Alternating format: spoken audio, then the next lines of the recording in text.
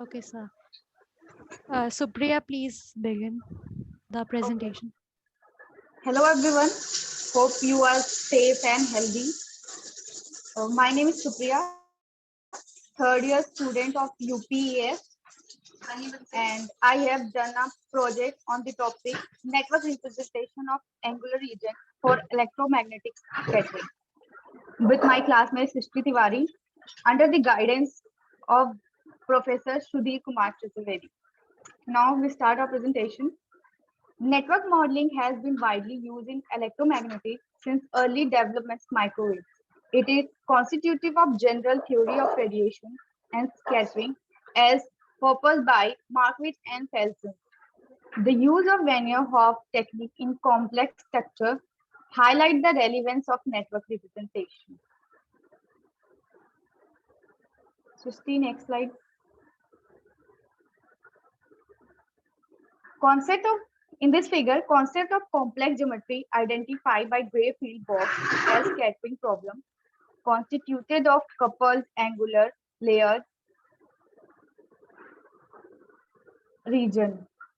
Graphical interpretation of technique purpose in the paper based on the connection among spectral representation of scattering problems through WHification and network representation.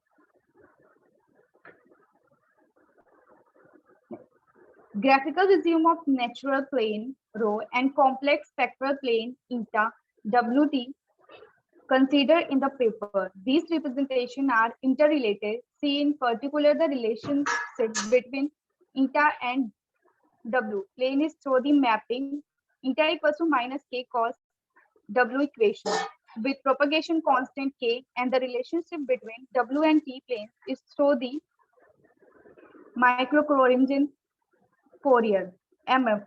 See the section 3 of detailed identified and discussion.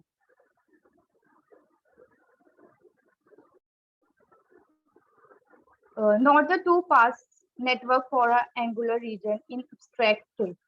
Resorting to the uniqueness theorem, we start that two relations must connect the electromagnetic field components tangent to the interfaces.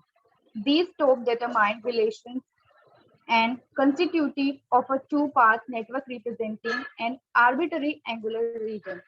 Graphically, represent the two-part network in an abstract space where the electromagnetic field components tangent to the interfaces psi equals to psi and psi equals to psi2 are labeled E1 electromagnetic and H1 respectively and E2 H2. Spectral domains arbitrary angular region filled by linear media. In section 345, we make references to the angular region 1 delimited by psi equals to psi 1 and psi equals to psi 2 with a distributed sources S. Present an example of space subdivided into angular region with arbitrary aperture angle. Each cylindrical sector is filled by a linear medium. Without loss of generality, let us focus the attention on the region delimited by the half planes of psi 1 equals to psi 2, where distributed source S is located. Network representation of the angular region 1 or in an abstract space. There are two types, undefined representation and non-to representation. The problem is in linear two-part network representation are possible. Shows in particular the Norton representation, where the equivalent Norton currents represent. When the two PEC half planes are located at psi equals to psi 1 and psi equals to psi 2 in a stacked operator algebra. The parameter of the Norton representation are abstract operator. Now, Srishti will continue. Thank you, Supriya. Now, here in the slide, you can see spectral domains for scattering problems in electromagnetics. Now, the figure here represents a time harmonic electromagnetic field equation with a time dependence. Now, considering time harmonic electromagnetic fields with a time dependence specified by the factor E, J, T, omega, and with reference to the formulation of the angular region problem for a Ez polarized electric field in spectral domain starts from the definition of the Laplace transforms of electromagnetic field components. In the following, we will make extensive use of the Wiener Hoff quantities defined in the eta is equal to Js plane.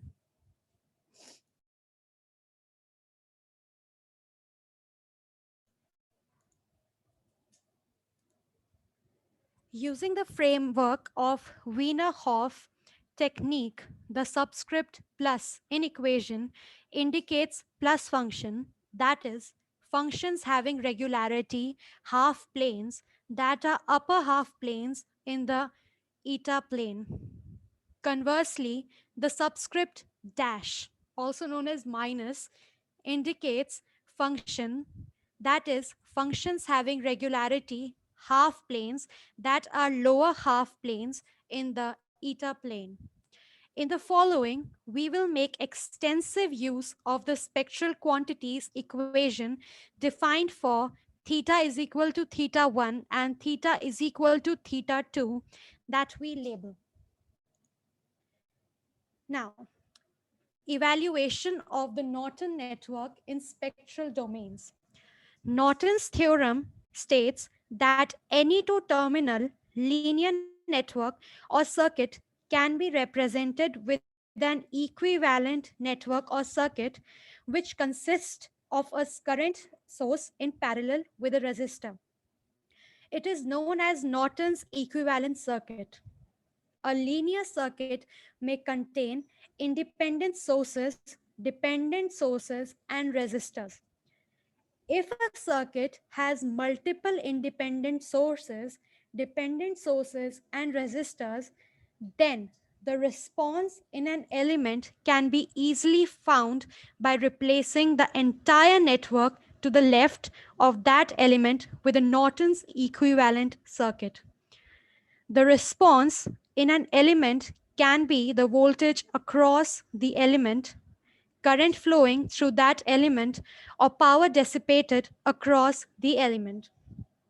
The figure here is the homogeneous angular region theta 1, which is less than theta, and theta is less than theta 2, with a distributed source modeled by Jz, rho, and theta.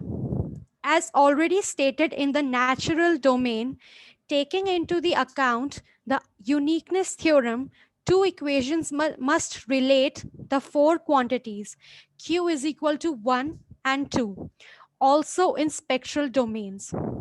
This figure graphically represents the two-port network in an abstract spectral domain, which illustrates the Norton representation. Norton equivalent circuit resembles a practical current source. Hence, it is having a current source in parallel with a resistor. The current source present in the Norton's equivalent circuit is called as Norton's equivalent current.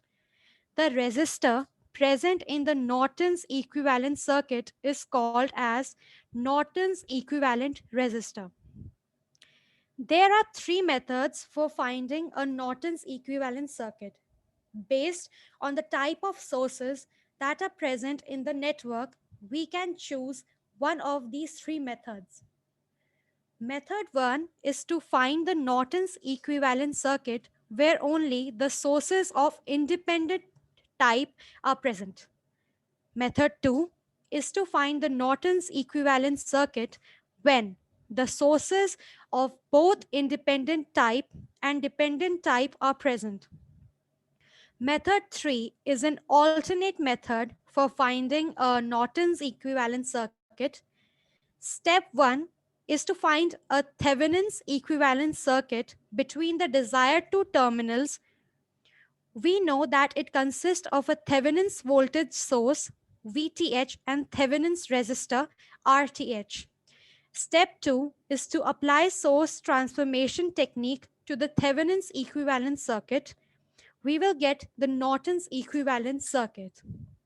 Here in this figure on the slide, you can see the graphical representation of the two-port network in an abstract spectral domain, where the figure A is an undefined representation and B defines the Norton representation, which I am trying to explain. Now, the evaluation of the Norton parameters of the two-port network representing the angular region in a spectral domain. In general, it is easy to analyze any electrical network if it is represented with an equivalent model, which gives the relation between input and output variables. For this, we can use two-port network representations. As the name suggests, two-port network contain two ports, among which one port is used as an input port and the other port is used as an output port. The first and second ports are called port 1 and port 2 respectively. One port network is a two terminal electric network in which current enters through one terminal and leaves through another terminal. Resistors, inductors, and capacitors are example of one port network because each one has two terminals. Similarly, a two-port network is a pair of two-terminal electrical networks in which current enters through one terminal and leaves through another terminal of each port. There are four variables V1, V2, I1, and I2 in a two-port network, out of which we can choose two variables as independent and another two variables as dependent. So, we will get six possible pairs of equations. These equations represent the dependent variables in terms of independent variables. The coefficients of independent variables are called parameters. The figure here shown in the slide represent Norton's current and Norton admittances.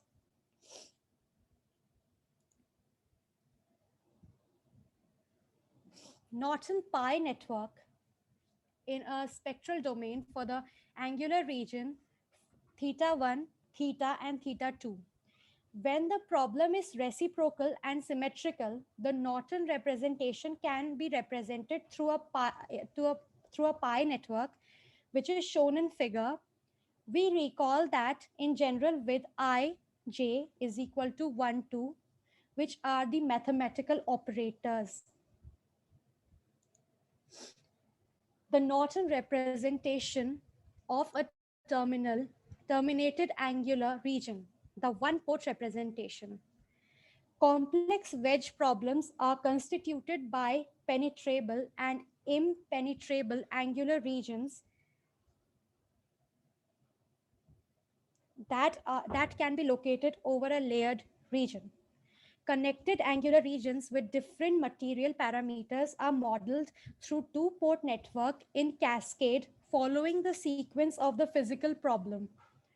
Although the topology of the network is simple, we need to pay attention to the spectral domain in use in each angular region since the W plane are defined in terms of the propagation constant K of each homogeneous angular regions, which is illustrated by the equation eta is equal to minus K cos W or omega as we speak.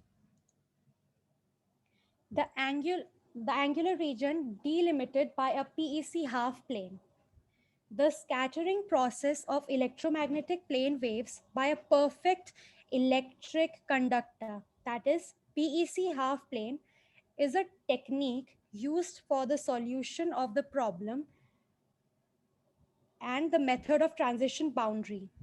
The values of an unknown function which constructs the diffracted wave are found at the reflection and shadow boundaries. The function is then determined by applying a factorization process with the reciprocity principle. A new diffraction field is then derived by the mentioned method. As you can see, the method is mentioned on the slide.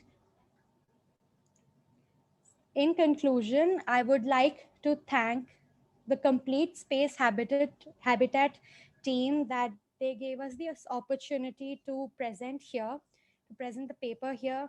I would like to thank my mentor, Dr. Sudhir Chaturvedi, and my mate, of course, who helped me in